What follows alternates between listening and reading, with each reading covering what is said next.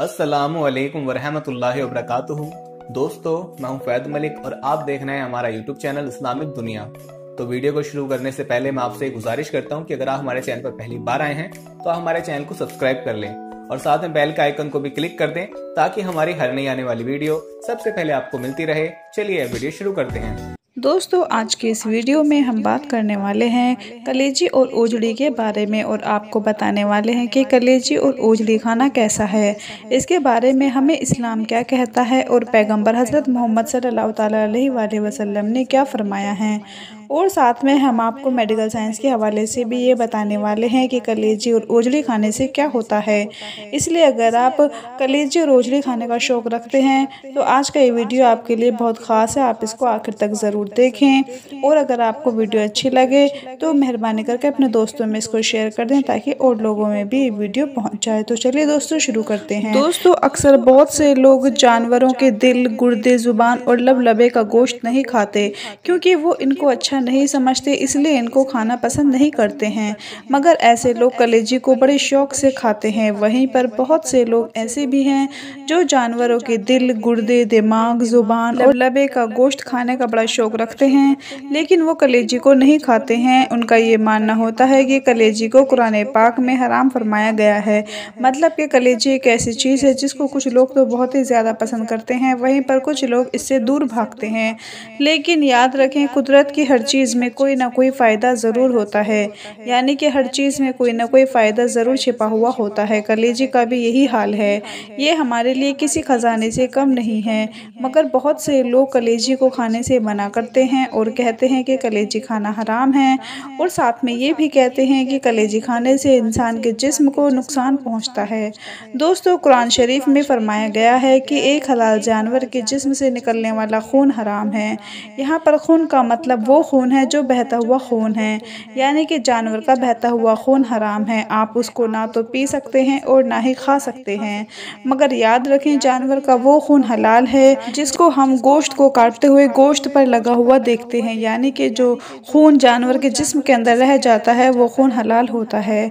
अल्लाह के पैगंबर हज़रत मोहम्मद सल्लल्लाहु अलैहि वसल्लम ने इरशाद फरमाया है कि अल्लाह ताला ने हमारे लिए 2 मुर्दे और 2 खून हलाल किए हैं। 2 गुर्दे तो मछली और टिड्डे हैं, यानी कि ये बगैर ज़िबा के हमारे लिए हलाल है, और 2 खून कलेजी और दिल है। आप सल्लल्लाहु अलैहि वसल्लम के इस फरमान के मुताबिक कलेजी एक जमा हुआ खून है और ये हमारे लिए हलाल है, यानी कि जो लोग गोश्त नहीं खाते और अगर वो कलेजी को खा लेते हैं तो इसमें कुछ भी बुरा नहीं होता है।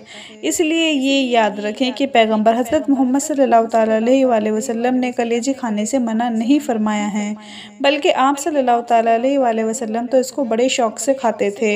एक रिवायत में जिक्र मिलता है कि नबी करीम सल्लल्लाहु अलैहि वसल्लम नमाज ईद-उल अज़हा के से फारिग होने के बाद आप दस्ते मुबारक से कुर्बानी के जानवर को ज़िबा फरमाते और फिर आप कलेजी को बनाने का हुक्म फरमाते, और जब वो तैयार हो जाते तो आप उसे तनाउल फरमाते। जैसे कि आप सभी को मालूम है कि कलेजी खून की तरह लाल नज़र आती है, तो ये हलाल कैसे हो जाती है, यानी कि खून की तरह दिखती है, फिर भी इसको हलाल क्यों कहा गया है? क्योंकि याद रखें, इस्लाम में जानवर का बहता हुआ खून ही हराम है और ये खून बहता हुआ खून नहीं है, और कुरान में सिर्फ बहते हुए खून को ही हराम फरमाया गया है। मगर फिर भी बहुत से लोग हैं जो कलेजी से दूर भागते हैं और कहते हैं कि कलेजी इंसानी सेहत के लिए बहुत नुकसानदायक है। ऐसे लोगों को हम बता दें कि ऐसा सोचना आपका ठीक नहीं है, क्योंकि कलेजी में बहुत सारे विटामिन्स मौजूद होते हैं, जैसा कि vitamin A, vitamin B, vitamin E, इस तरह के बहुत सारे विटामिन्स कलेजी में मौजूद होते हैं जो इंसानी जिस्म को बहुत ताकत देते हैं, जिससे इंसान के जिस्म को बहुत फ़ायदा पहुँचता है। मगर साथ में ये भी याद रखें कि किसी भी चीज़ को अगर सही तरीके से और सही इस्तेमाल किया जाए, वो चीज़ तभी इंसान को फ़ायदा पहुंचाती है, वरना फिर फ़ायदे वाली चीज़ भी इंसान को नुकसान पहुंचाने लगती है। कलेजी को अगर सही तरीके से इस्तेमाल किया जाए तो ये इंसान में खून की कमी को पूरा करती है। हफ्ते में हर इंसान को एक बार कलेजी का ज़रूर इस्तेमाल करना चाहिए। फिर आप देखें कि कलेजी इंसानी सेहत के लिए कितनी फ़ायदेमंद होती है और आपको भी ये किस तरह से फ़ायदा पहुँचाती है। इसके अलावा भी ये भी याद रखें कि थकावट से लड़ने में भी कलेजी की तासीर बेहतरीन है।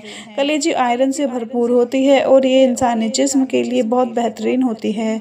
अगर आप इसे अपनी खुराक में शामिल कर लें तो आप बहुत सारी बीमारियों से अपने आप को महफूज रख सकते हैं।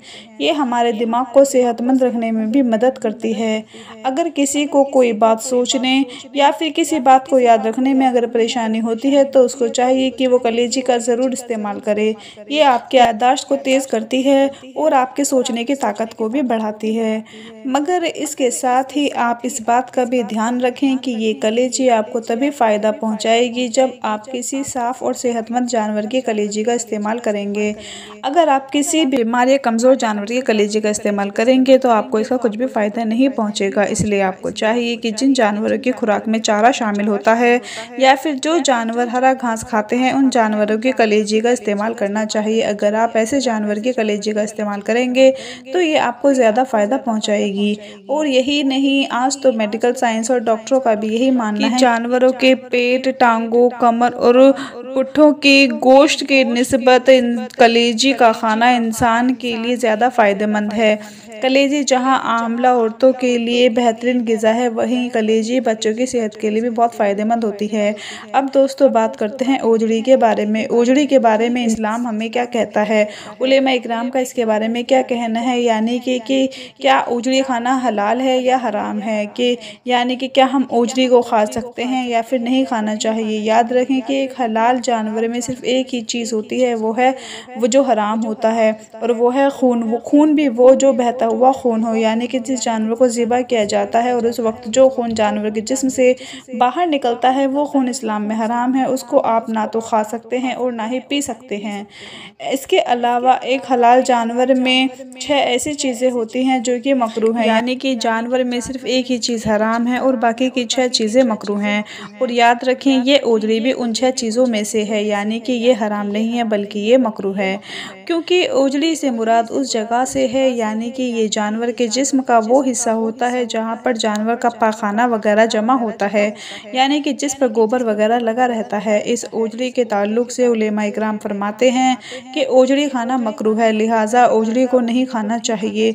मगर इसको बहुत से लोग बड़े ही शौक़ से खाते हैं, मगर बेहतर यही है कि ओजड़ी खाने से इंसान को बचना चाहिए।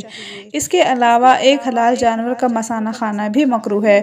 मसाना उस जगह को कहते हैं, यानी कि उस थैली को कहते हैं जिसके अंदर जानवर का पेशाब जमा रहता है, इसलिए इसको खाना भी इस्लाम में मकरूह है।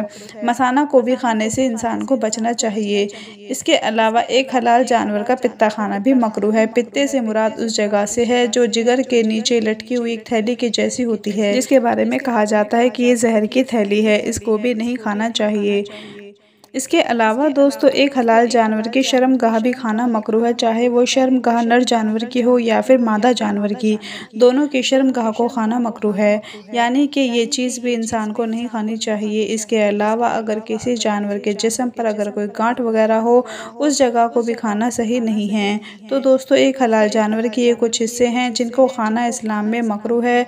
इनको खाने से इंसान को ज़रूर बचना चाहिए।